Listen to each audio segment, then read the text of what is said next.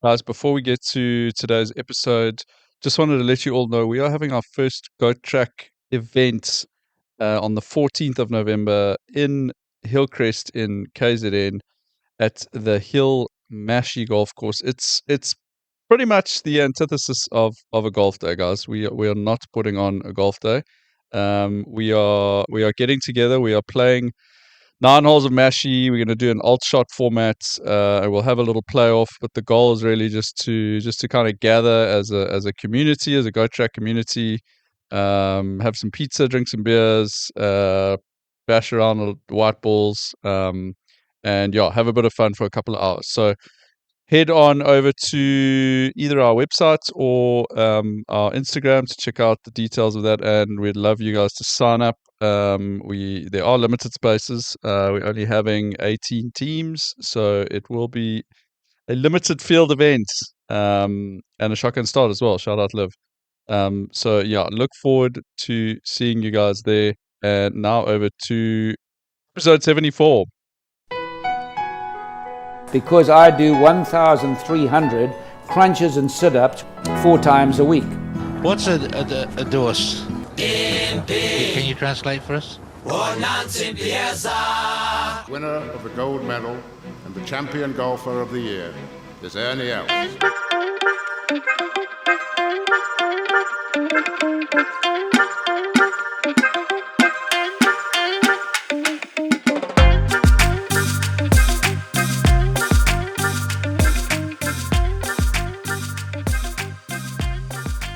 Jason stuff. Jesus. Mostly from Africa. Wow. Taki, That's a it's good been start. a while, but I was going to ask you, what do you do? Do you ever freeze on radio? Because that was a proper freeze moment. Little there. meltdown. Yeah, it's happened. It's happened. But It's like when you compose it's yourself. like when you tap your ball and you've just teed it up and you just tinkered with your driver and you've got to do that awkward lean down and re-tee. But it is the Goat Track podcast, eh? Guys, this is what the Go Track's all about, you know. T, you reminded me at the end there of Zero professionalism. You know when Jared Harvey was trying to get that last doo-doos out.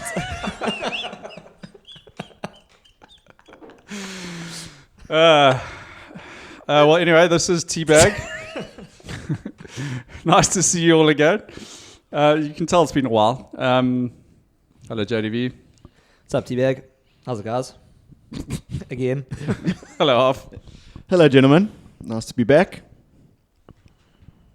No red knob jokes today. I made a pact. I was like, not making a red knob joke. So I'm saying the words, but you don't need to comment. Yeah, and it's not a joke. It's not actually funny anymore. No red knob day today. Yeah.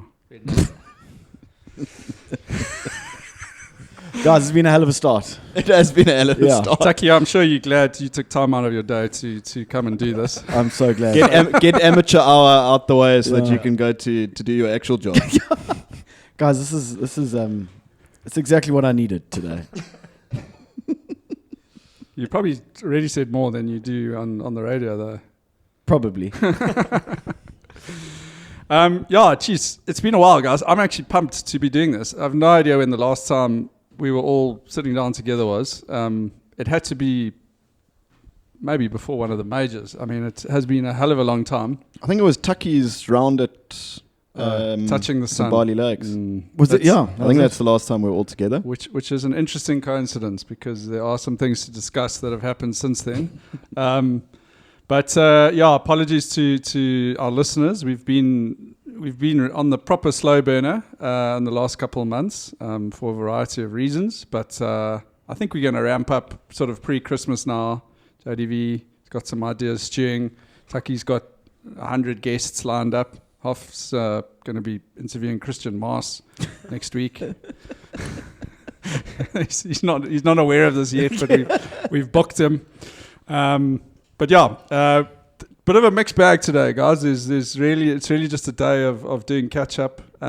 So maybe just quick kind of throw around the room. First topic we have on the board is just one or two thoughts, sort of wrapping up what everyone thought of the Ryder Cup and any kind of major takeaways from that. I know it's been a couple of weeks now, and I know I did remove it from our agenda. But JDV, What are your takeaways? So, firstly, managed to make some money. Sean put a bet on Europe to win a while ago when the odds were still pretty favourable. And then actually had them a while ago to win by 4 or more. So I was celebrating on the sort of the Saturday night and thinking, okay, well, here's the victory lap. And shit got tight at the end. I did want to say that, interestingly, even for a non-golfer or non-golf viewer, the mood and the feeling on site, I think, from the TV coverage could be felt. I mean, Kath said, like, I was watching it on Saturday, and she was like, this is horrific. She's like, because you can hear the language pretty clear on the broadcast. I mean, the guys had to back off a couple of shots to play. But I think that was probably one of the major takeaways from that Ryder Cup was just, is this the inflection point of the Ryder Cup where it's like, okay, guys, we can't do that again. There needs to be at least some decorum in these things. And then, I wanted to say the other thing was someone was like, well, why do we support the Europeans, not the Americans? What is our allegiance to the Europeans? And I gave it some thoughts. And I think the major thing for me is obviously the DP World Tour and how that coincides with the Sunshine Tour. And I said, well, the biggest aspect for me is that we see these guys play in South Africa. It's very difficult to split the allegiance of someone like South Africa who shouldn't really have much allegiance to Europe per se. I mean, it's also separate countries.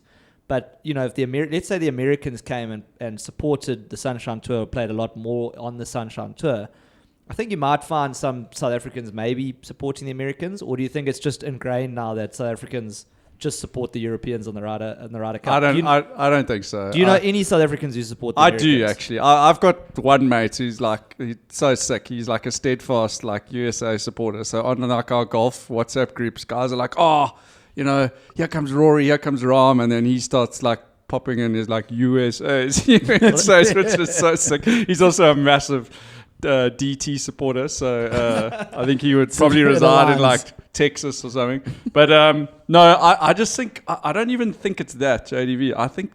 I just think people just don't like Americans. I think that's kind of what it comes down to. Like, and one on one, like it's not like they're necessarily unlikable, but I think as like a whole, as like a group, I think people are like, and also there's also got to be something about the fact that the golf world has been so historically USA centric, which is kind of like, fuck these guys, hope they lose, and also it's always like David vs Goliath a little bit with the Ryder Cup in terms of rankings and that. So the sort of underdog story for me is always like one that kind of takes precedence when I'm watching it. My takeaway is just to pick up is just I'm just amazed that the USA keep on like cocking it up, like they always tend to have a stronger side, and like they clearly messed up some of the pairings that they did. Yeah, I mean.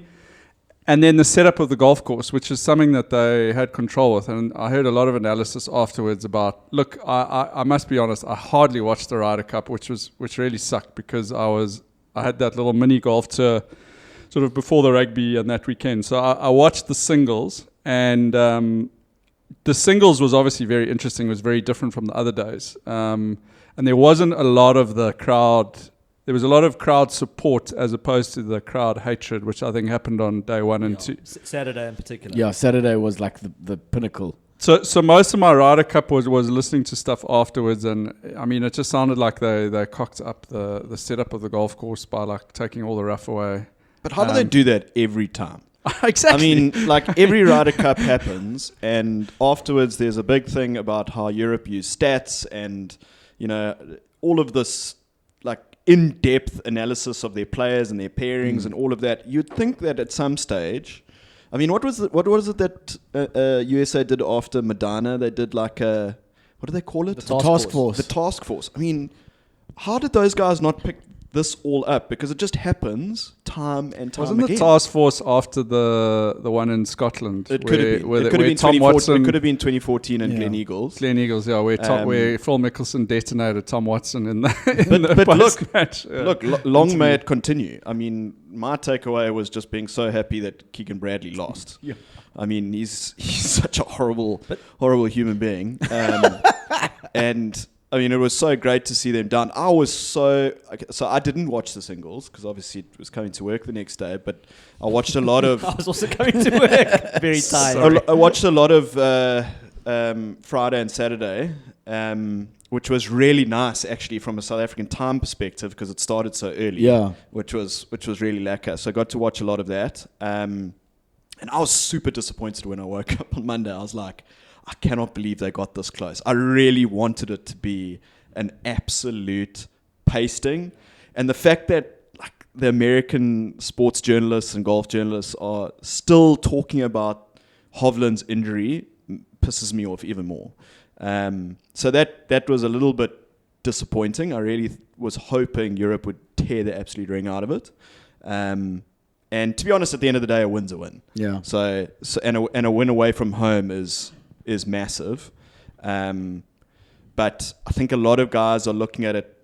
I think my overall takeaway now is you're seeing a lot of the American journos going, should Keegan Bradley have another turn because look at what he did on the Sunday, as opposed to looking at it and going, you lost a home Ryder Cup. That's like the bottom line. Like you screwed it up badly.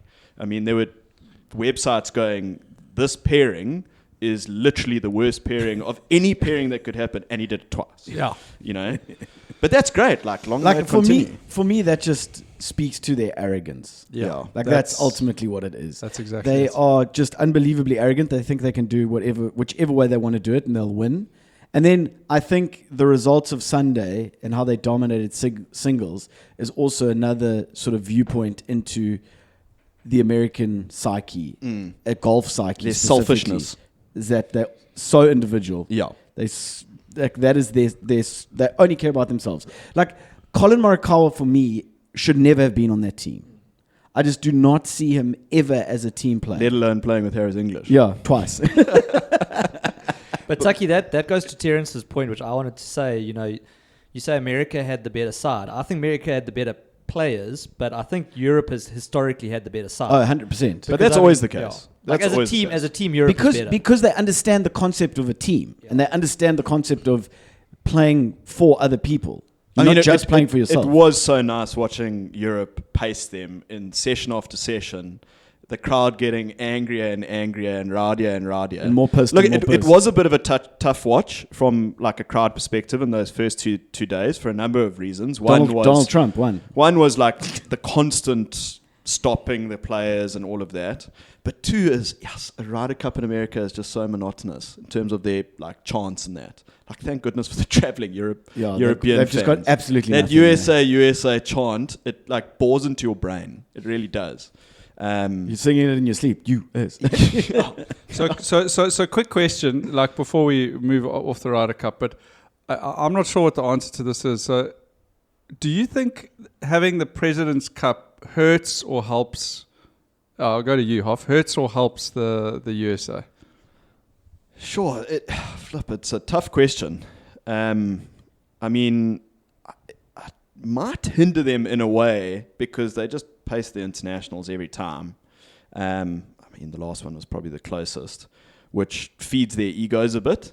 And then Europe comes in and chops them. I mean, you would think that it's an opportunity for them to use it as a bit of a. I mean, what's the new one that Luke Donald's got on the European side where Europe play GB and they test their pairings and all of that in that format? You would think that America would do that. The CV Cup. Yeah. I think it used to be called the CV Yeah, Cup. it's got a different name now. They've Got a sponsor. Now they've branded it, and the Spanish oaks are Isn't not it happy. The Hero Cup, whatever it is. But you would think SpaceX Cup. you would think logic would say that they would use that to test their pairings, and maybe they did. To No, a I certain don't think extent. you can use logic when talking about American So yeah, golf. year away. I mean, the guys form dips and troughs and the highs and the lows. It's tough to like try those pairings out a year in advance. But I mean, listening to some of the like post Ryder Cup analysis where they've been interviewing some of the guys, especially the guys that are involved in the European stats, not necessarily in this Ryder Cup, but previous Ryder Cups. The guys are working on it a year in advance. So they're going, okay, well, this is our core group. Even if this guy drops form, he's going to be there. So is this guy. And so you can according to them, start working on it 12 to 18 months before. Yeah. So, that would suggest they should be using the President's Cup. So, but clearly not, T-Bag. I mean, it should help them, right? But I agree with you. I think there's a factor of like maybe because Europe only have it every 2 years, they almost like get up for it more. Whereas for USA, it's just like, okay, every year, which is something that I think needs to be considered. No, but I think they treat they treat it very differently as a very different for sure. But I think it speaks to the ego part where they feel like they can just roll out whatever pairings, and I mean, what's fascinating for me with the whole President's Cup, Ryder Cup, is that they dominate the President's Cup so much that they're like, we don't want to play this anymore, and then they get dominated in the Ryder Cup so much that they're going, well, having course fit advantage for the home side is unfair. It should just be neutral. So, it's quite funny watching them squirm. Anyway, it was a awesome weekend. I did like watch and follow on my phone a lot while we were playing golf, and I didn't get any of the audio and I think it sounds like that was a big part of it. To JDV's point about why do we support Europe, I don't think it's got anything to do with the Sunshine Tour, the DP World Tour, because there's a lot of guys that watch Ryder Cup that don't subscribe to like watching golf every weekend. I think it's got a deeper thing to do with like where our sport comes from. I'm not going to use sports; that's an American phrase, but I think it's our rugby and all of that is all sort of from the UK and that kind of thing, as opposed to American-centric sport. So I think that's got a lot to do with it. And then to T-Bag's point, just like the arrogance and annoyance of So Rugby World Cup, England versus USA. Are you supporting England? Neither. Yeah. Look, I don't think the... Don't mean to put you on the spot. No, you can. I mean, I don't think that game would be relevant. So Yeah, true. I think I'd be watching whatever games on 211 rather than on 207. It might be the seventh, eighth playoff at the next Rugby. Well, that would be Cup. great. Then I'm going USA. But I think if USA dominated rugby and like lorded it over everyone else, you'd probably be supporting England.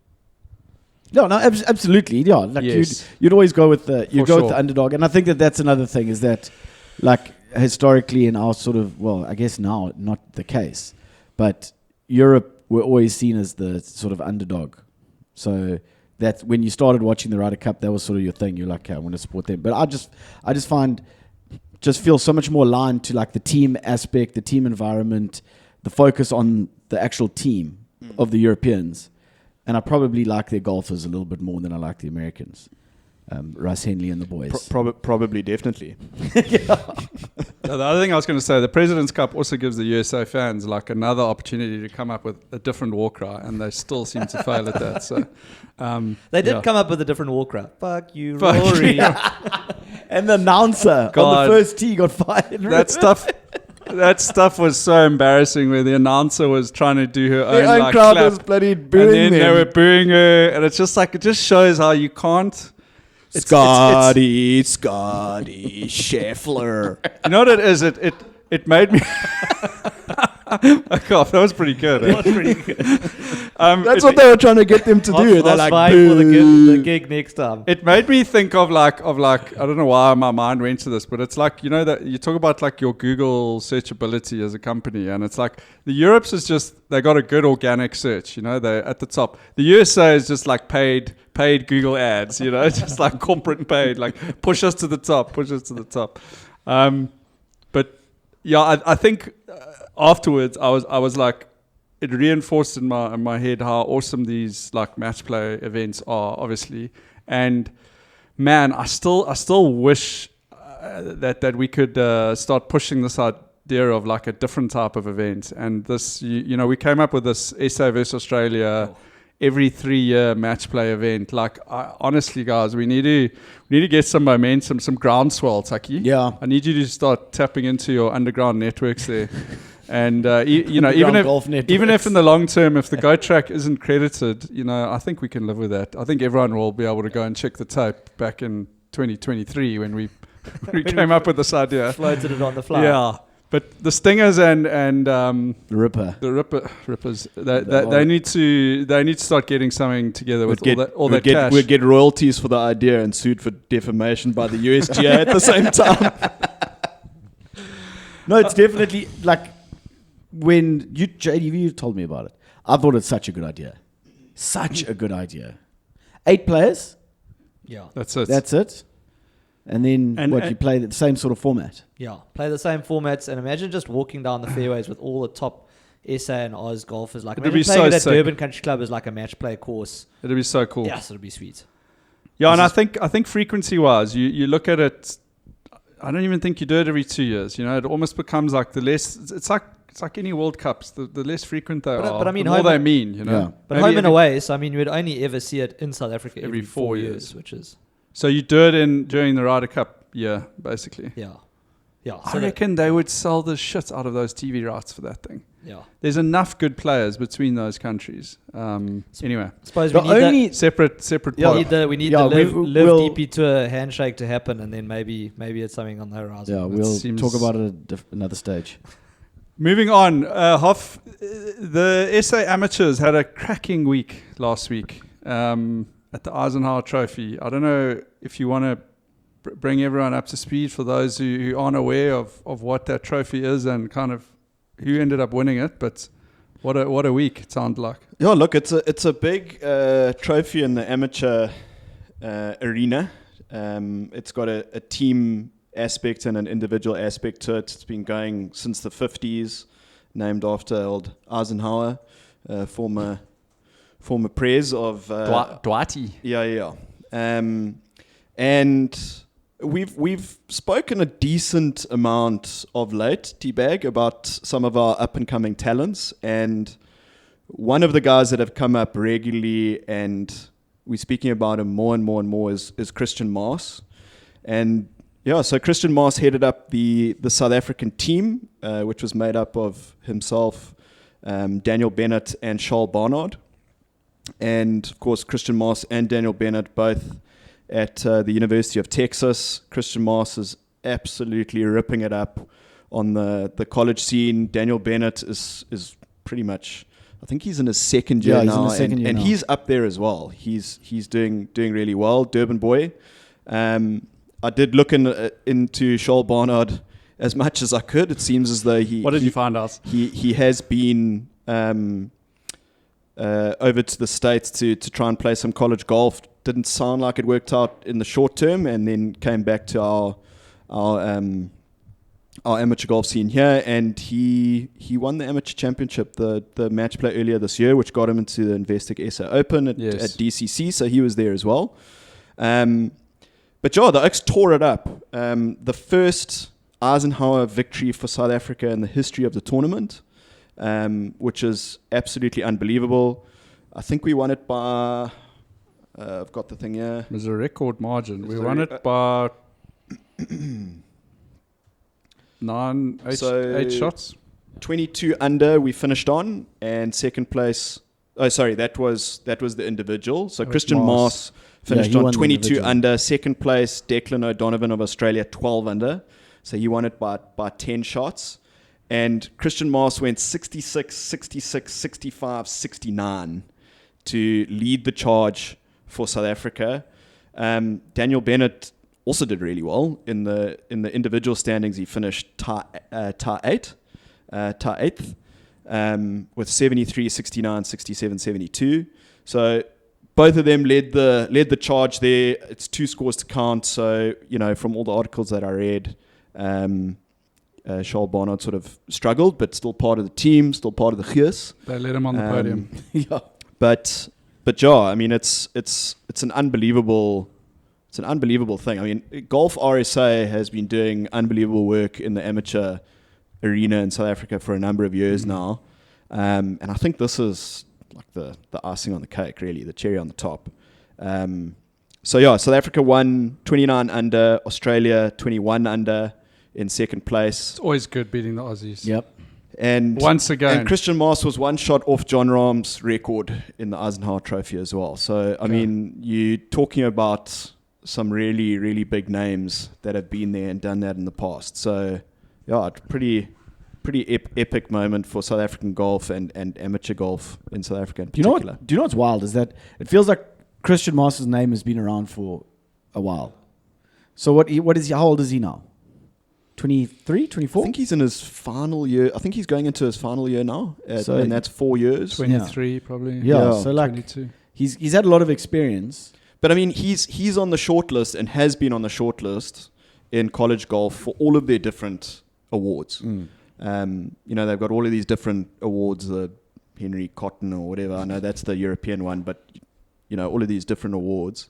And I wouldn't be surprised if he gets his like PGA Tour card. Well, I was just thinking that PGA Tour University's PGA Tour U. isn't he second?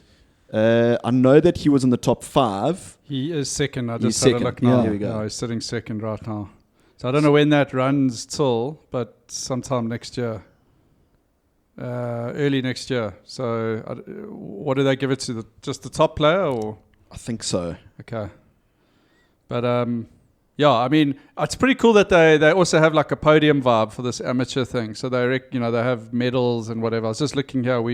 First time we've won, but previously we've had a second and 2 thirds. So, you got to go a long way back for when those happen. So, very, very nice to see our amateurs doing well out there. And look, it's been a bit of a grind the last decade. Yeah. Let's be honest, of South African golf. We've got some guys out there who are capable. I think it's coming to fruition now. Christo Lamprecht got his PGA Tour card via the Corn Ferry qualification. So, I mean, if he's on the PGA Tour, Garrick Higo seems to be back and firing on all cylinders. And then, if Christian Maas can get his card through the PGA Tour U. Aldrich's still on track for 2 majors, like I predicted. Sean was saying the other day, he's like, Aldrich will definitely get a major next year. Next year, yeah. Okay, Sean. Yeah. Please don't put a bet on that. But I think out of all of them, Christian Maas seems the most likely to have. Yeah, most complete. Yeah. Yeah. That Johan Rupert money is now starting to pay off. Cigarette money. Tiger obviously believes in him. He's You know what they signed him say, up where they to- smoke. signed him up to Sunday Red. So, I mean, Yeah. there's obviously some belief from Tiger Woods there. So, I think it would be nice to see him flying the flag. So I guess he could go if he doesn't get that PGA U win, you'll go into the Corn Ferry Tour and do it the Christo Lamprecht way or the Aldrich Potgieter way. Yeah. Because that'll be incredible if you have 3 consecutive years of South Africa. I mean, it would be really nice if he came back and tried to get it through the DP I was World about to Tour. say, or you could go to the that would be great. The old school way of getting Sunshine a tour Tour. card. I mean, it's a question for another day, but I think, You're going to ask it anyway. DP World Tour might be an easier way to get your card to the PGA Tour these days than through Corn Ferry. Because they're 10 cards, eh? Yeah. That's pretty good. That's pretty... Corn Ferry's deep. I mean, there's 20 now that they've cut it from 30 cards to 20. And it's a on proper the Corn ground. Ferry, and it's deep. It's a proper ground. But But 10 cards on the DP World Tour. you'll probably find next year he'll get some invites Mm-hmm. to PGA Tour events. So Texas events. Look, I still think there's a massive step up from the amateur golf, even from Corn Ferry to PGA and DP World Tour. But you know what the nice thing is, though, with Christian Maas, Teabag, is that he's already playing in some big events like the SA Open and some Sunshine Tour events and all that. Yeah, so he's got some experience at the top. Yeah. Yeah, and so hopefully that's helped him. the big crowds at the Sunshine Tour events. Correct, Especially especially that final day. Yeah. The Sunbed Challenge at Mhlali. Watching a putt off. Well, on that note, we can move swiftly along to just a brief catch up on the Sunshine Tour, what we would call the KZN swing, which happened, I suppose, in the last 3 months or 2 months. And yeah, just maybe a little bit of info, and I wanted to get JDV's takes on the day we spent at Gowrie, which I think was a fruitful day, regardless of the fact that we saw about 4 golf shots. But yeah, basically they played Wild Coast, Gowrie, and Mhlali. Look, the general chat amongst the guys was that there was a lot of unhappiness about Wild Coast. Really? Adam Schlali. Yeah. So Wild Coast looked pretty good on TV. Is that just the? I think The wind howled, didn't it, as well? Look, I think it's more the conditioning. Yeah. So when they had a players meeting apparently before the Mshlali events, and we sort of had a little bit of inside info that there were a few very vocal guys who spoke in the meeting, and I think a lot of the guys are saying, well, where do you think you are? Do you think you're on the European tour or the PGA tour? They were like, basically, you got to take what you can get here. I think like Adam Schlali, the event used to be held at Mount Ishkim, and obviously the conditioning there is at a different level to Mshlali, and they did their renovation or whatever, and then I think they moved it to Mshlali sort of temporarily, and now they've realized that financially they have to pay a hell of a lot more to basically take the Mount Ishkim course for that week. You take the whole course over. You got to rent it. I mean, that's what it comes down to. So it doesn't look like that event is necessarily going anywhere. And apparently a lot of players are like, this is an actual track that we're playing on. Do the courses not vie for those events in terms of just the exposure that they get from it? Does a tour actually have to fork out to those courses to have them, or is it just like a good question, JDV? I mean, we don't know the actual answer to that, but my understanding from the players is that they essentially have to, like, the sponsors have to fork out to almost like rent the course for those days. When I saw Mike Hollick on the fairway at Adam Schlali, he said to me, you guys should think about sponsoring this event. Your brand name would be a perfect fit for this golf course. which tells you kind of all you need to know. But then he also did say to me that, well, not him, but other people had said that apparently there's a few fairly entitled players on the Sunshine Tour who, on top of wanting to play like only world-class courses, they also want to have like big physio setups at every event and whatever. And the guys who've been on tour for a lot of years are saying, wake up, Sunshine. Like, do you know where you are? So a bit of a reality check maybe for guys who don't really understand the economics of the Sunshine Tour. But like, having said all of that, it is amazing that they do get the sponsors that they do. And this takes me to the Gari event, JDV, where I think overall the feedback that we got was that, look, the Gari event is one of the Vodacom Origins of Golf events. And essentially, I mean, what the guys are saying on the ground is that they have 3 events, I think, during the year. Vodacom sponsored 3 events. They did Paris, I think, Gari, and then they're doing Pazula, I think, at the end of the year. And they said this is one of Vodacom's biggest client networking events of the year.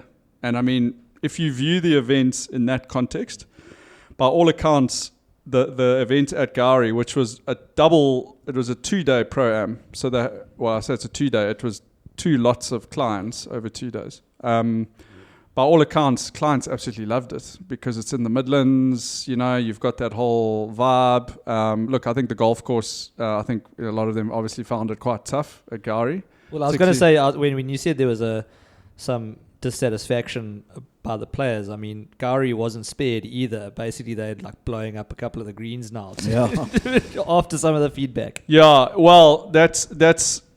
I think it's more on the main target of what Gari has faced since it's opened those new holes. And Taki, I think you brought it up. It's almost like a whole separate discussion on what they're doing there and the difficulty, I think, of like how, like, going from a course that people are familiar with and then adding to it and maybe not appealing to everyone is essentially what they're having to deal with. But I think the Gari guys did. Interestingly enough, the guys said to me, they said most of that, the renovations that they're doing now at Gari, not really based on like the feedback from the pros. It was actually on all the people who are playing in the pro-am, because really those are the people that those are the people who are going to play there 95% of the time as on the amateur golfers. So, look, JDV, I think most of the players we spoke to, I mean, we essentially sat in the clubhouse for 3 hours with the whole of the Sunshine Tour. That's what we A lot did. of cards getting played. So we played for 7 holes. We played 3 holes. Well, we walked for 3 holes and we saw about 7 shots, and then the mist came in. That was wild. Yeah, and then that was it. So what did they shorten the tournament to? 36 holes. 36 holes. Yeah. And obviously what happened there is also you've now got a really small clubhouse and driving range and that, which when you have rain and mist delays like that, it completely buggers up the tee sheets because everyone's at the course now. Now everyone's trying to practice at the same time. Everyone's trying to use all the facilities instead of them being spread out over their usual tee time. So I think it caused a lot of pressure on the facilities there, which are obviously really small.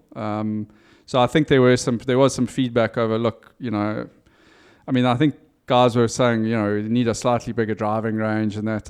I don't know, the practicality of having that stuff when you've got a once-off event. Obviously, clearly pros rely on driving ranges massively. And then, as you say, there were some questions from a few players over like the fairness of some of those new holes and like impossible to hold some of the greens. But I thought it was pretty sick. Like guys were detonating themselves out there. I mean, we saw it. We were looking at the scorecards. I mean, there were triples, quads. There were proper blow-ups. And I think the guys who ended up in the top sort of 5 were all guys who were really, really good iron players and who were playing well, Hopefully it goes back there. I mean, that was more or less the KZN roundup. I still think Mshlali plays great on the Sunshine Tour. Same story as Gary. I think if you off the fairway at Mshlali, the guys were like, oh, look at this rough because it's sandy and it grips your club, and it's like, well, just don't hit it off the fairway then, I think that was the feeling from some of the guys who were playing better. I know Dani van Tonder shot like +7 and then promptly withdrew. Just ejected himself. But anyway, it was a fun couple of days. I popped into Mshlali a few times. I saw Swanee there doing his. Swanee is now basically he's like Tom Cruise, Jerry Maguire. He's an actual Jerry Maguire with his boys on the ground there. No, it was an enjoyable couple of days, Taki. I just don't understand. Like Mshlali just doesn't seem like a fit though. Like as a course setup, like that first hole just doesn't seem like pros should be playing that first hole. Like your video that it was pretty sick though. I mean, the Oaks were hitting 3-wood over the parking lot, and I mean, it was fucking wild, bro. Like one oak hit driver over the squash courts. I was like, yes, I've never seen this shit before. Honestly, that first hole could be featured on Design It was. It's almost so bad it's good. That's it. Like straight uphill, 90-degree turn left, and then downhill. Or if you're a pro, you can hit it over the car park and squash courts. It's wild. Yeah, I mean, I thought that one of the things one of the guys said is that it's the driving range makes a big difference at Mshlali. So the driving range is massive there. Yeah, and I mean, the pros love a driving range. I mean, they spend 2 hours there before their round and an hour after their round if they're playing badly. So what you're saying is basically we need from the driving range on Supersport on Wednesday at Mshlali, which is the epic coverage, and then when the golf starts, it just looks like shit. Yeah, then you switch off.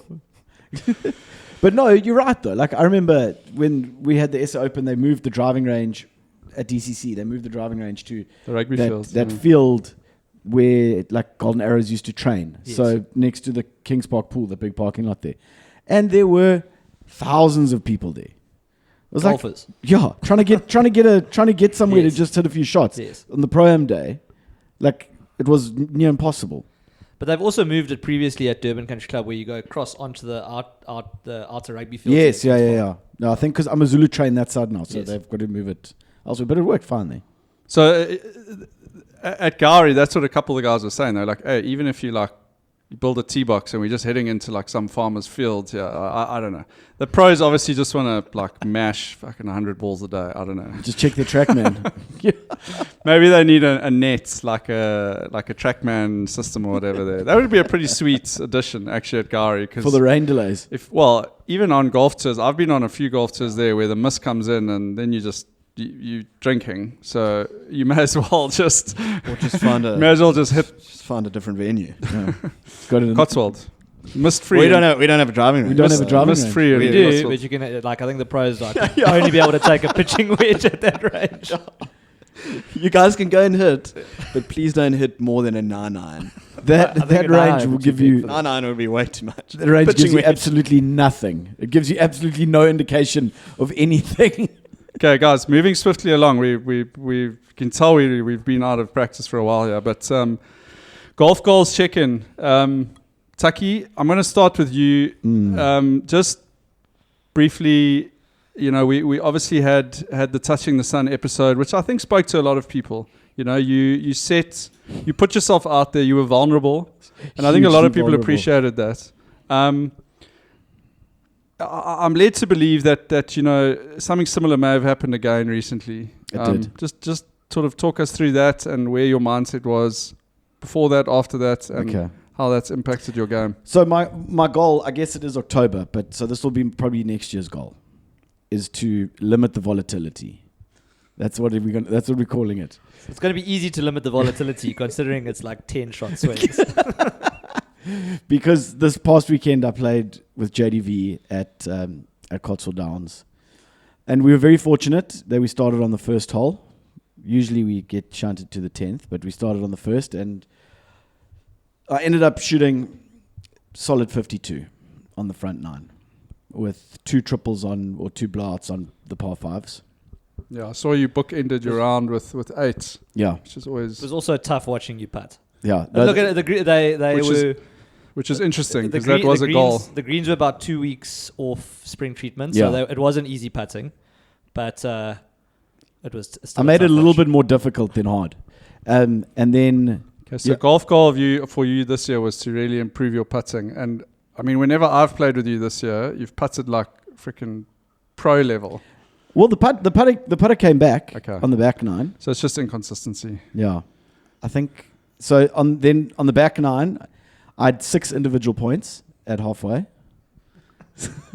Bearing in mind, you get a pink cap on Saturday morning if you shoot the least amount of points out of 50 players, and it normally is hovering around 19, 20 points will get you the pink cap. And Taki was on 6 after 9, and we were like, you're in proper pink cap contention here.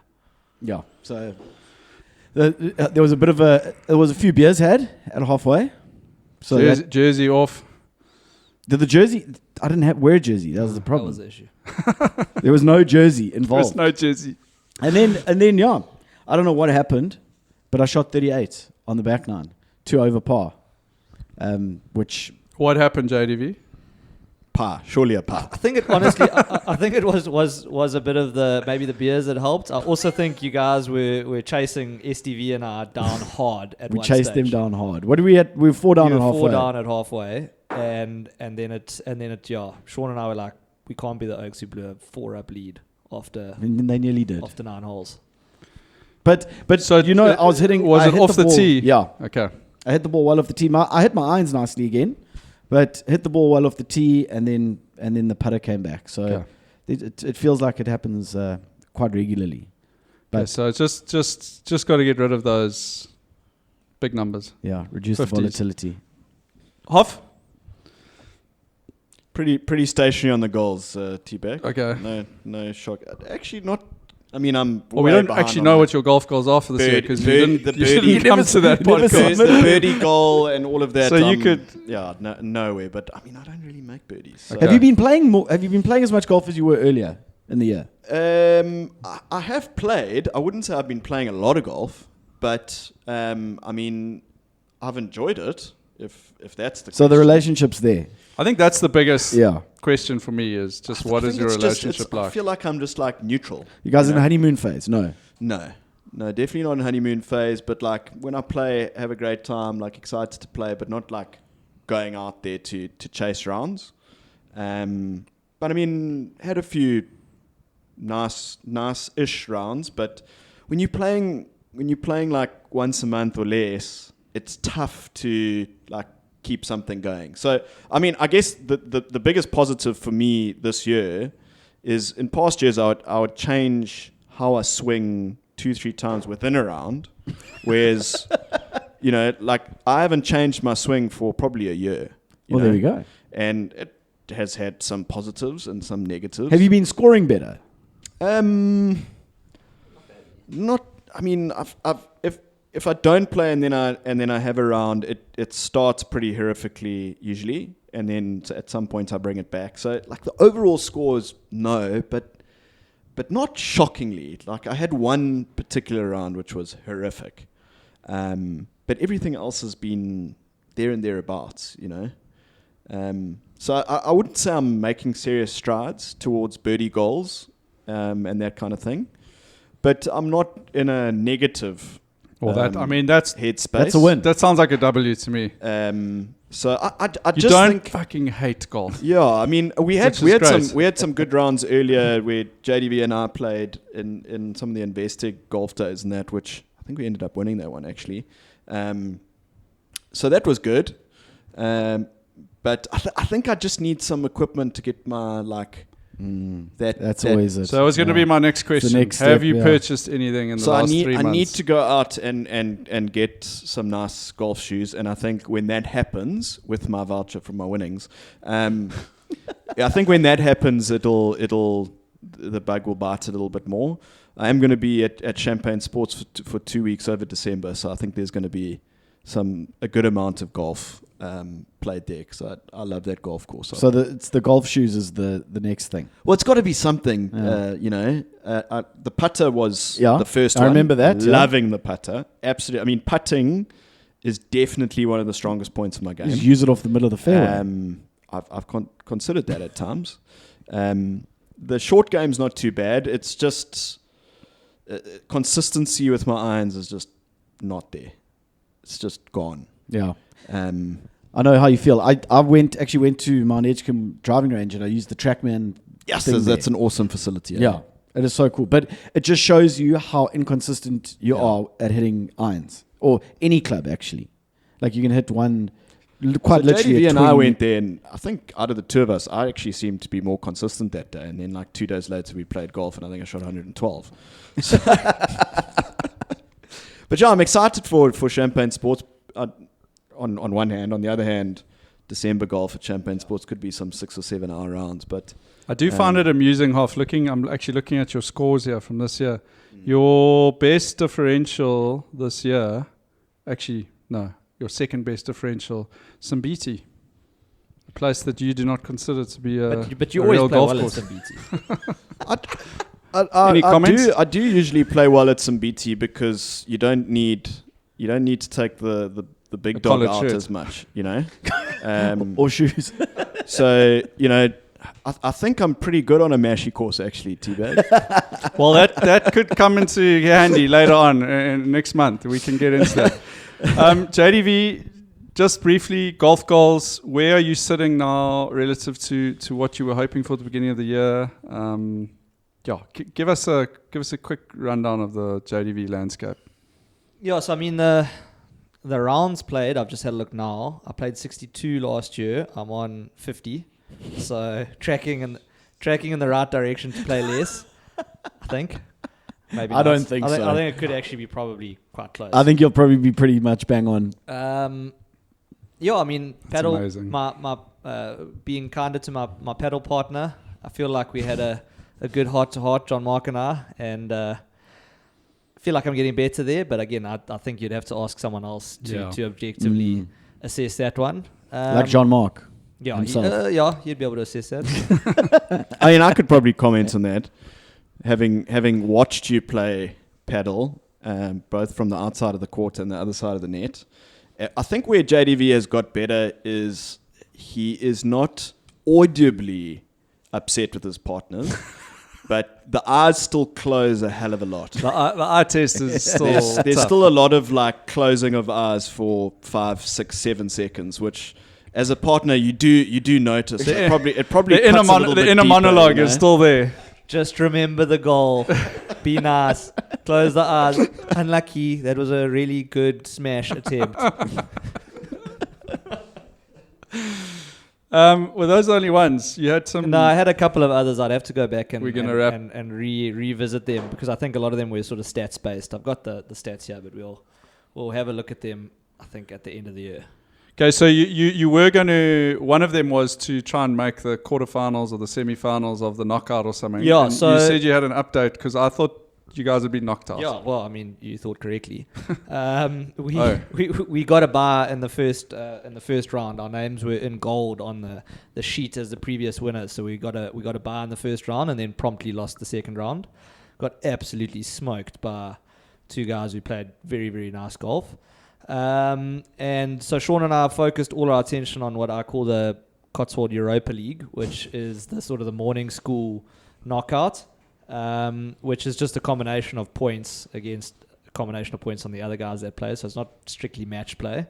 So we've got the semi-finals of that on Saturday. But again, like I said, very much plays second fiddle to the official knockout. So the question I want to know is, do we get a STV, JDV podcast on getting knocked out?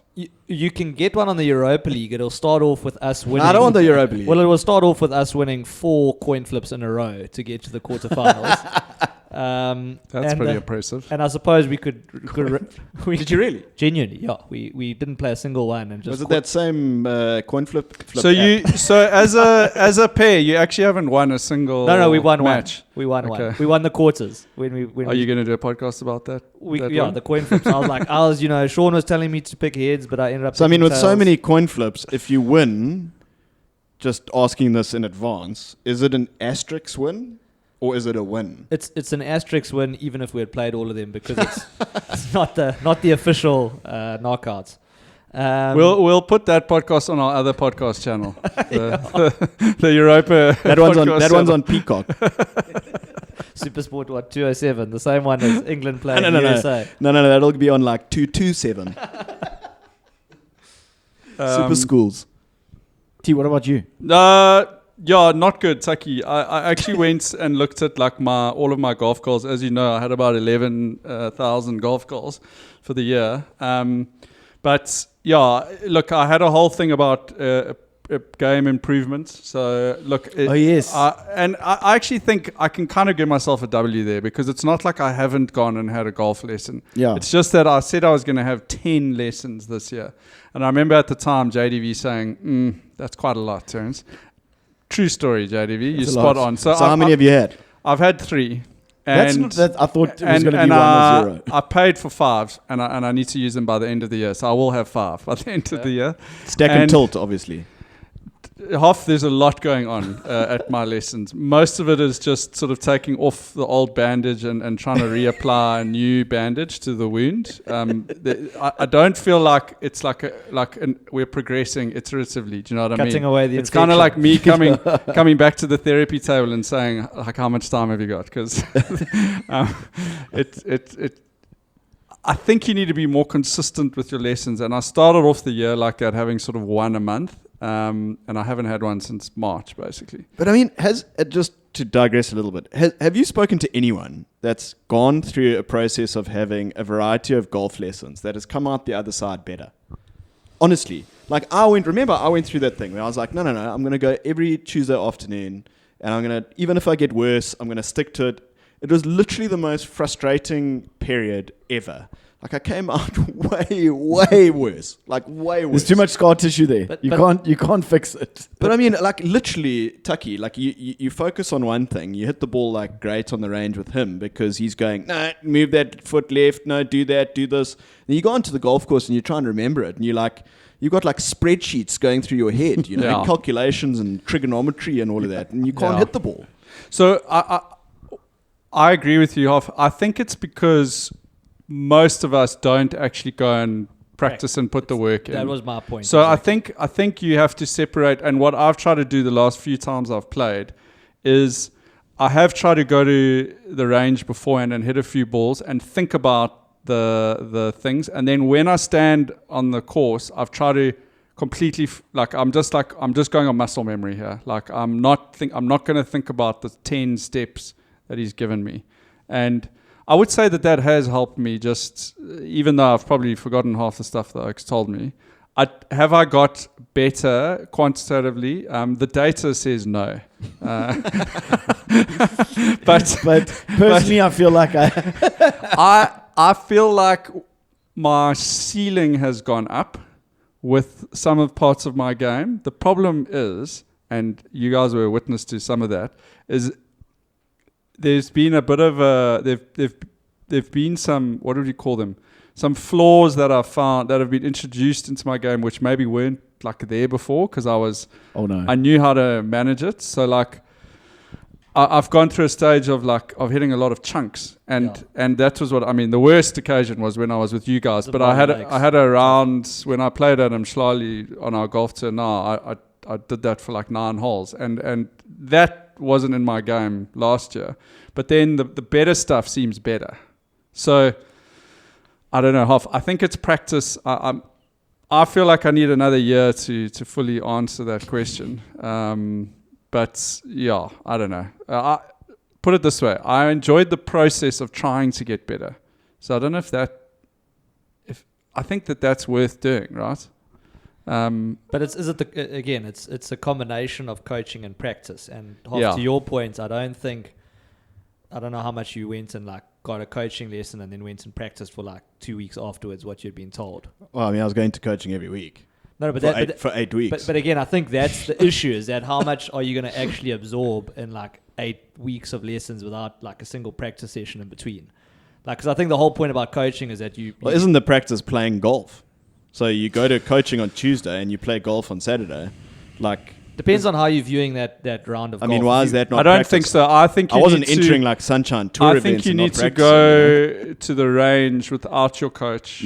Between to work and actually just hit all those balls and then go and play and try and block it. I don't know, but that's probably the optimal way. I mean, my logic on it was with work life and kids and all of that's impossible. Okay, for most of us. But why if you have a lesson every week, that's like as good as it's going to get. As long as you do that for an extended period of time, because essentially you're working on it every week, and it's not going to get much better than that apart from having a round of golf on the weekend. So I mean, I don't know how you can do. Yes, ideally go to the range before, go to the range afterwards. But I mean, we don't do this for a living, like. Sure. You think after that period you're going to have some kind of basics down muscle memory or whatever, and I just felt completely frustrated by the entire process. It just frustrated the living daylights out of me. But Hoff, knowing how you approach golf, like in terms of that analytical perspective, having 8 lessons in a row with someone telling you something 8 weeks in a row, and then your brain trying to work it out on the golf course sounds like the worst possible way to have done it for you. But I honestly came out the other side and I was like, this is as much as YouTube lessons are, what's the right word? I don't want to use like fraud. There's a ceiling to it. Like the same sort of thing applies with lessons, because you're going there and like every week the Oak's like, doesn't remember what you did last week, whereas I would rather have gone, okay, we're going to work for the next 3 weeks, we're just going to work on, I don't know, aim or hips or something like that, rather than like, okay, tilt left, go right, do this, do that, and then you just, a bunch of equations going through. Yo, so when you went to your lesson, did you say this is what I want to work on? I was like, I want this to go, I want to work on this in a progressive way over time. And get better slowly, rather than like try and fix it in one lesson. And by the end of the lesson, I had like a freaking thing through my, what are those alignment sticks through my pants, and like aim this way, do this, move, tilt left. I was like, jeepers, I feel like I'm on a YouTube lesson. So it's just interesting that you've gone through the process, and I was frustrated by it, to be honest. Like, again, I wasn't looking to go from 100 to a 72. I knew, but it would have been nice to go from like 100 to 96. But again, Terence has had 3 in a year. You had 8 in 8 weeks, which is a lot. Well, Yeah. Terence has given his a long time I to. started off, I had one basically every month, and that felt like a good cadence. And then I was actually I was practicing a lot, so I hardly played any golf in the first 3 months, but I was going to the driving range a lot.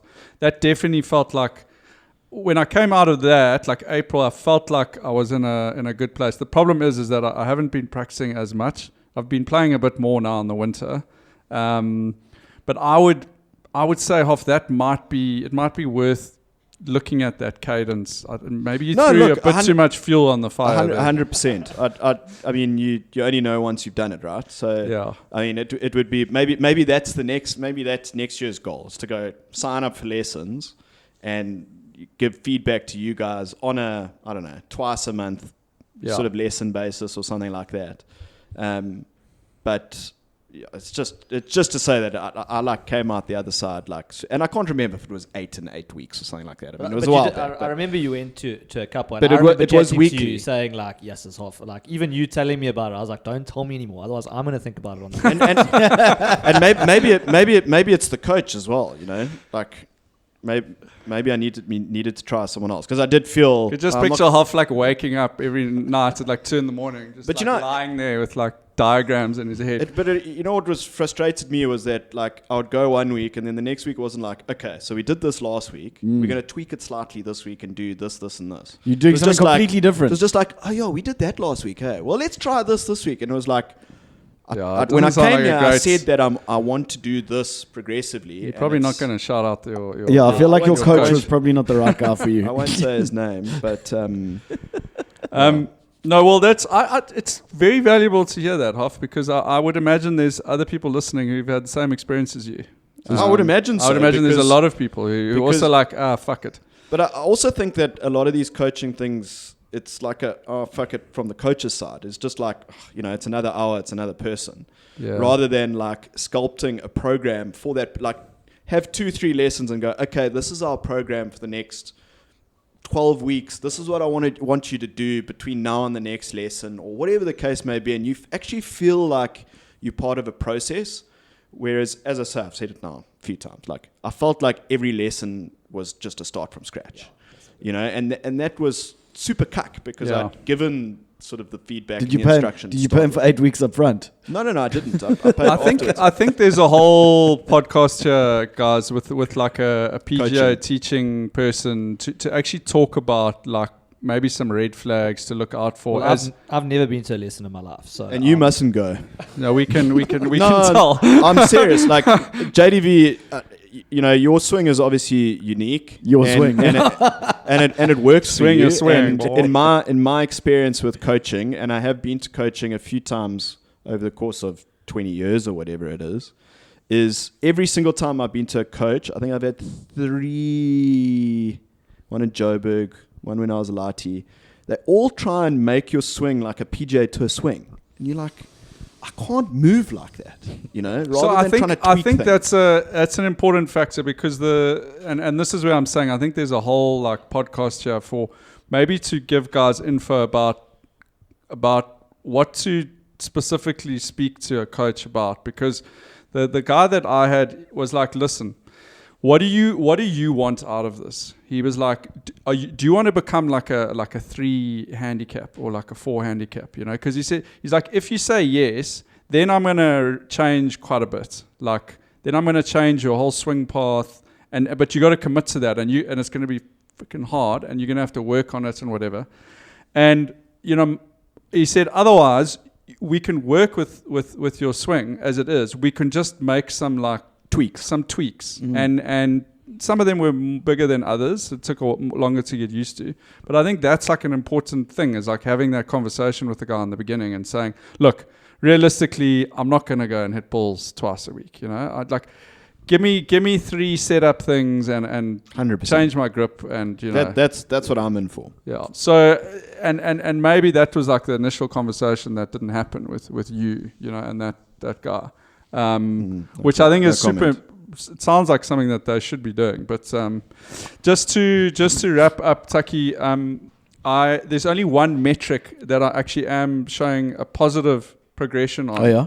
I think I gave you about 6 metrics that I was measuring, but my birdie goal's looking tough again, guys. I didn't make it last year, and I've only on 12 out of 25 birdies. So Still chance. It's a lot of birdies you gotta make. I wanted to. The only metric that I've improved on is my par percentages on par 5s, JDV. I think we'll remember that this was a really tough scene for me last year. 28% last year. I was aiming for 40%. I'm on 33% this year. So I'm like halfway there. What I've learned is just don't play at Gowrie, because the par 5s at Gowrie are just cuck hard. Yeah. I looked at my scores. I hardly ever par those. So I just played them Schlali and Zimbali Lakes. That's it. And then 5 new courses. Taki, I've only played 1, which is Zimbali Lakes. That's the only new course you've played this year? Yeah, that's... We counted Gowrie, I think, was that for last year? That was last year. So I hate that stat, because you guys know I'm a big guy on new courses. I'm traveling up to Kruger-ish area in December. Got my eye on a couple JDV. I did a little Pilgrim's Rest. Pilgrim's Rest is... I'm going to be basically driving past the golf course. You have to then. I think I have to take... Is that the one with the old school 100%. pub? With the leather chairs. Even if you just have a beer there. That counts. I'm gonna put like sneak 4 clubs into my car somewhere, and I'm gonna play at Pilgrim's Rest. How did these get you? Anyway, while they're here, we might as well just go play. Those are my walking poles. Yeah. So that's where we are. So what else are you looking at up in that area? Well, look, Potentially. if it was a golf trip, I could do Highland Gates, which I've never played. It's right there. I could do Sabi. I haven't played like the Sabi Sun courses. I could do Skakusa. Course. I could do Skakusa. I could still do it. I could still do Skakusa. Same 4 clubs. I could do... Where are you based? So we're going to be near Leidenburg, but we won't... We'll be very far off the road there, so we'll be staying like on a farm there. Otherwise, I'm going to be in Kruger, like southern Kruger. Okay. Southern, like Crocodile Bridge, or close to Crocodile Bridge, yeah. Okay. Biamati. We could do Kambaku, maybe. Yeah. That's what I was thinking. What's the other one by maybe the... I'll just make it like a little border, sneaky by the nine border hole. there's also a course. At Kamatiput. Kamatiput. That's Kambaku. That's it used to be called Kamatiput. I think it's now yeah, the one on the river. Yeah. Yes. Yeah. Yeah, and Rupert took it over. It's the number 1 9-hole course in the country. Oh, really? I played there before, but obviously pre-takeover, and just flipping a ton of fun. Obviously, I could do Leopard Creek. I mean, let's be honest. Yeah. Just walk in there. Can I? Media Good, pass. but can I? Guys, moving on. Taki, I've got it on the notes here. I mean, we don't have to spend a lot of time on this, but we have to settle the bets when it comes to major goat. Now, listen, I did have plans to do a whole podcast on this, taking out some of our quotes from the Majors podcast, which were quite funny when we were detonating Oaks like JJ Spawn, like the week before the Oak goes on to win, which Oaks are like, I don't want him. But look, at the end of the day, it wasn't really that close. I got absolutely drilled in last place, but there was a beautiful switcheroo. It was a proper switcheroo on the wasn't final it? major where Taki got his second major with Scotty Scheffler, and Second pick. that deems Taki as the winner. Well So played, Taki. guys, we all Thanks guys. Thanks Hoff. just to be clear, we all Well owe done. Taki Well a sleeve done, of golf Taki. balls. JDV, you can just keep I yours. was about to say, I'm going to raise the defensive set-off on this one. Okay, so because you've- Taki owes me a sleeve, and I well, there we now go. owe him a sleeve. Taki, I have a sleeve for you. I don't have a chair, Okay. but I will give it to you at What the next sleeve would you podcast. like? 1991 Pinnacles. Yep. What would you like? Some Tony It's funny you Pennant? say Max that. Plus. It's funny you say that Next because I line- next literally line have a noodle. sleeve of pinnacles for you. Guys, if they're not Pro V1s, they don't count. They're pinnacles with the Trelidor logo stamped on them. Shout out the Trelidor Golf Day that I played. When did you play? When was this golf day? It was about 2 weeks ago. Oh, okay, so recent. So they haven't It was been like- used. I those haven't, And they haven't use opened them. Pinnacle. Trelidor use get Pinnacle golf balls. That's it's disappointing. It's maybe not a good brand look. No, it's not. I don't know. It feels kind Does of like any a good professional match. golfer use a Pinnacle? Because I heard that Ben Griffin plays a Max Fly, and he's like Max the Fly only Tour. guy. Yeah. That's awesome. He's the only guy who plays a Max Fly. And then Apparently JJ the Spawn Max- was the only guy on the American side that played a Strixon. Strixon. Yeah. Wow. And then Bryson plays his home. That like, was 3D one of the 3D reasonings printed golf by balls. Keegan Bradley to not pair him or play him in certain formats. Yeah. Was because of his golf ball. Yeah. Oh, sorry, talking about the Trelidor Golf Day, I wanted to say, JDV, in the space of a week, and I don't know how many people have done this, but I found myself playing Simbiti, Old Zimbali, Zimbali Lakes, and Mshlali in 5 days. Proper North Coast tour. Proper North Coast tour. And I've got a little just quick breakdown of that. So, best greens. Hoff's going to love this. Simbiti. It's a tie, actually, between Simbiti and Zimbali Lakes. Okay. The Simbiti greens have... Are they good? Shit. I've never had a bad word to say about some BT greens. Well, the last time I was at Simbiti, the greens were tough. Really? Like, they were really not in good shape. They were unbelievable the other day when we played them. So that was nice. I played Simbiti and Zimbali Lakes on the same day. Jeez. So it was a good... I only played 9 at Simbiti, okay? But it felt like worth mentioning. Best fairways, I think Zimbali Lakes by quite a long way. Zimbali Lakes. I thought you were going to say Zimbali. Zimbali Lakes. Okay. Yeah. I mean, the fairways, they're tight as anything. I mean, guys were... save this for our Zimbali Lakes pod, but I've never seen so many oaks putting from like 50 meters up the fairway because the lies are so tight. Guys just didn't want to chip, which was interesting. There were a lot of like 50, 60 meter putts. Best halfway house is obviously Old Zimbali. What do you think we're going to start calling Old Zimbali now? Do you think that might catch on? Zimbali Forest? Zimbali Old. I don't know. But it's The old course. It's going to need... It's going to That's start Zimbali, yeah. getting an identity like that because it's not just Zimbali anymore. Because then guys are like, well, which one? Best place to play hungover, Taki? What's your guess? Mshlali. I'm Shlali. Oh, yeah. I mean, Yes, by a we country played mile. that. Remember when we were on tour, we were bloody hungover Yeah. playing Mshlali. Yeah, Just- I wouldn't have picked that. No. No, just because you can spray it at Mshlali Okay. compared to the other courses. I mean, guys were You don't have to battling. think too much, yeah. You're a bit more protected from the wind there. I suppose the Old Zimbali, you're protected from the wind to some degree. But So you chose just a good... Umhlali for hungover, Umhlali over some BT. That's That's where a- that's where that's- my brain was going. That's an interesting. I suppose that's a good Take. call. I was thinking about it more off the tee. Probably some BT, I suppose, you could put it in there as a tie. Anyway, it was quite a unique week that I got in there. So I don't get to play that much golf, but that was quite a fun week. Taki, when am I caddying for you?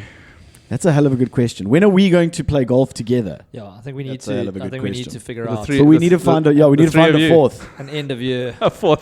That's so awkward. I think we get Fuad in as the biggest guest contributor to join with Teabag and his overalls. Nine holes though. Hey, I'm not doing 18 We should probably holes play of at caddying. Gowrie as well. Oh, I'm Donny. Get him walking. I'm Donny. Jeez. Okay, Yeah, well, that'd be listen, far too I wouldn't even want you to I'm do putting that. the ball in your court for this one. Kamas. But That's a good one. We will organize it. I'll organize it. Kloof feels like it could be a just convenience wise, and the fact that where else do you walk? I'm not caddying for you at Cotswold No. unless I get to sit in the cart like some guys have. You just their give me my caddy. golf my I'll clubs. ride on the back of you. No, I think I don't know if Hoff will ever play at Kloof again. No, I'll play at Kloof. Just not pay. Well, I'll definitely play at Kloof to watch Yeah, Teabag caddy. There's no doubt about that. So So- is it just 9 holes that he has to caddy for? Yeah, it's just 9 So holes. we can do that a nice. So you early can morning. play. You can play Camelots. and caddy. Camelots. Oh, You can Yeah. play and caddy. carry What? 2 bags. Carry 2 bags. I'll push my bag on the trolley and I'll carry your bag. Yeah. What sort of bag have you got? That could be no. It's fine. I'll It's bring my just- kid's bag and I'll put the clubs in. No, I'm gonna get a nice Tour bag. My cousin, my brother-in-law's got like a old leather Callaway tour bag that I think we might That sounds Use. good. Put your lunch in there, a couple of Energides, some beers. 6 beers, just to really test you out. But I'll organize our end of year golf day. AGM. Well, AGM, yeah, because we've got something else coming up. Okay, moving on to that, Taki, what have we got coming up in the next month? This is an exciting development on the history of the Go Track. It is, and it is the Mashters. The Mashters. I thought the name was very, very clever. Well done. Shout out Terence. ChatGPT. Oh, there we go. But so it's happening the 14th of November. 14th Otherwise of known November. as Teabag's birthday. Oh, I was about to say Garfork's Day. Is it your birthday? It's my birthday, yeah.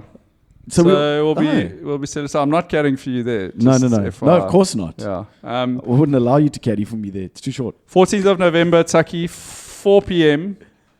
Let me get the poster. Yeah. Let me get the poster Give us out the poster. here for And the everyone. tagline. What's the sales tagline?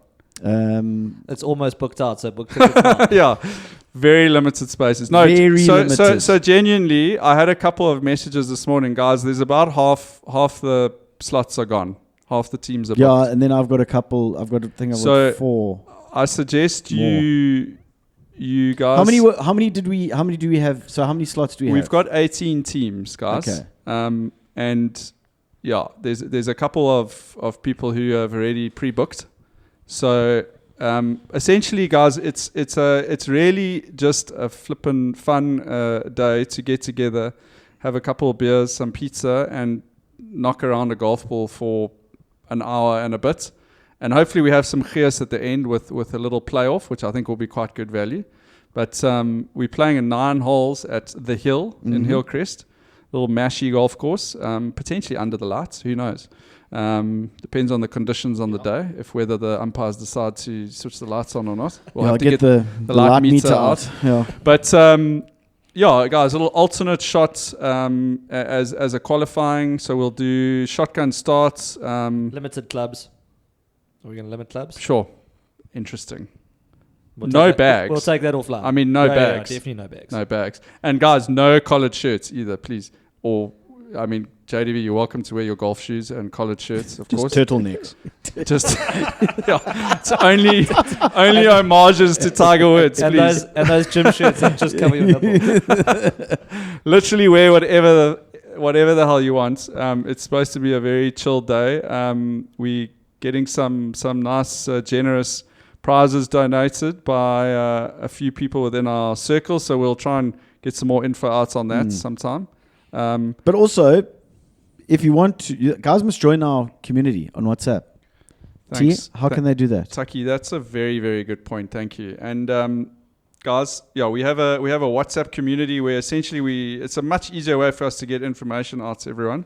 So if you haven't joined the WhatsApp community, Taki, the easiest way to join the WhatsApp community is probably to go onto the website, the GoTrack website. Otherwise, it's also on our Instagram as well in our bio. If it isn't, then we'll go and add it. But literally join the community. It's not like a place where it's a whole lot of oaks talking crap. It's just for announcements from the GoTrack. There are some other groups that you can opt into there, which might have a bit more spam than others. But you really don't have to join those if you don't want to. And that's where we send out all the info. But if you want to play in the Mashters, you can go onto Quicket or go onto our Instagram. I think there's also a link to the Mashters. If it isn't there, then we'll put the link up. Yeah, we'll put the link up now. But yeah, look forward to having you guys there. It should be fun, and you get to meet your heroes. Like one of our listeners met his hero at the rugby the other day. Shout out Frosty, who's probably listening to this riding on his John Deere up in the Highlands there in the Eastern Cape. And just a quick side story. Frosty said to me at the rugby, he said, "Listen, I said, come, we're going to go up to our workbox," and I said, "You can meet JDV." And he was like, "Oh, I'm all in. I need to meet this man," you know.